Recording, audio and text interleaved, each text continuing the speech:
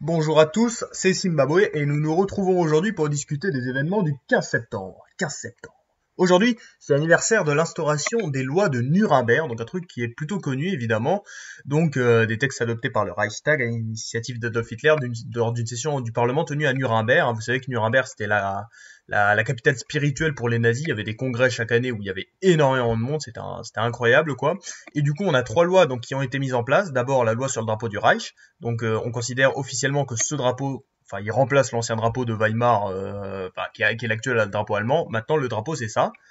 Ensuite, donc on a eu la loi sur la citoyenneté du Reich, donc on dit qu'un citoyen est uniquement une personne de sang allemand ou apparenté qui à travers son comportement montre qu'elle est à la fois désireuse et capable de servir loyalement le peuple allemand, blablabla, et aussi les juifs, pas trop quoi non plus. Et du coup la troisième loi, la loi de protection du sang et de l'honneur allemand, donc qui interdit par exemple les mariages entre les juifs et les citoyens de sang allemand. Et aussi on a ce célèbre tableau, voilà, où on marque, enfin où on essaie, c'est pour savoir si t'es juif ou si t'es pas juif quoi. Donc ici il y a les gens un peu nuls et ici il y a les gens super bien hein, pour les nazis. Donc tout ça c'est pas fou hein, évidemment, et c'est quelque chose de très symbolique. Nuremberg, hein, vraiment ça a vraiment marqué le régime nazi, hein, évidemment. Puis après, bon, évidemment, elles ont été abrogées ces lois quand même, parce que bon, c'est quand même pas fou aujourd'hui, mais bon, clairement une des lois très symboliques qui marquaient bien l'antisémitisme nazi.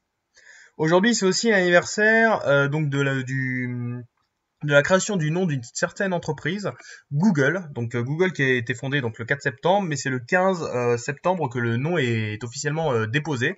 Et donc en fait, pourquoi est-ce que Google s'appelle Google? Parce que vous n'avez jamais dit qu'en fait le nom il était un peu nul. Et ben en fait c'est tout simplement pour faire référence à ce qu'on appelle le Gogol. Et le Gogol c'est un 1 suivi de 100 zéros.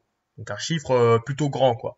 Et il y a plusieurs légendes, ce serait qu'un des mecs de Google, voilà, voulait taper Google, et en fait il se serait trompé, il aurait marqué Google. Est-ce que c'est vrai? On sait pas trop. Puis il y a une autre théorie qui dit qu'en fait Google devait s'appeler Google, mais qu'en fait ça a été retenu pour Google parce que ça fait plus anglophone. En tout cas, bon, Google c'est quand même un nom très bizarre hein, quand on y pense, hein, mais ça a du succès, évidemment. Hein. Vous savez que Google est une des entreprises les plus puissantes du monde, a une capitalisation à 800 milliards de dollars, hein. Évidemment une petite dette, un chiffre d'affaires plutôt élevé, une entreprise qu'on utilise tous. Bon, perso, je fais mes vidéos sur Firefox, hein, comme vous le savez, évidemment. Vous avez jamais remarqué que ça, c'était pas Google? C'est comme ça. Aujourd'hui, c'est aussi l'anniversaire de la mort d'un célèbre personnage, une célèbre personnalité très importante à l'époque, l'éléphant Jumbo. Alors, est-ce que vous connaissez l'éléphant Jumbo? Donc, c'était un éléphant de savane d'Afrique, hein, évidemment, et qui était extrêmement connu en fait parce qu'il a été montré dans le monde entier, hein, évidemment, parce qu'il appartenait à Phineas Taylor Barnum. Je sais pas si vous connaissez. C'était un gros mec qui faisait des cirques. Il y a eu un film sur lui récemment. Et, euh, et du coup, Jumbo était vraiment un éléphant qu'on voyait tout le temps, parce que franchement, le truc c'était incroyable de voir un éléphant à cette époque-là, hein, évidemment, parce on en voyait très peu, et en plus, c'était très difficile à dresser des éléphants d'Afrique.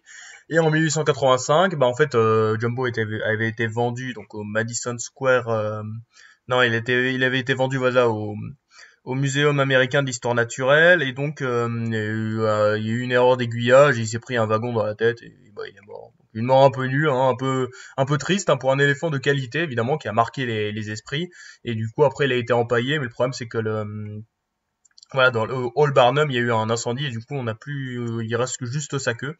Bon, c'était coup dur quand même pour un éléphant qui est vraiment connu et qui a vraiment marqué les esprits, à retenir. Donc voilà les trois événements du jour. On a les lois de Nuremberg en 1935, on a la déposition du nom de Google en 1997, 18, et aussi c'est l'anniversaire de la mort de Jumbo en 1885. C'était Zimbabwe. Merci d'avoir regardé. Bisous.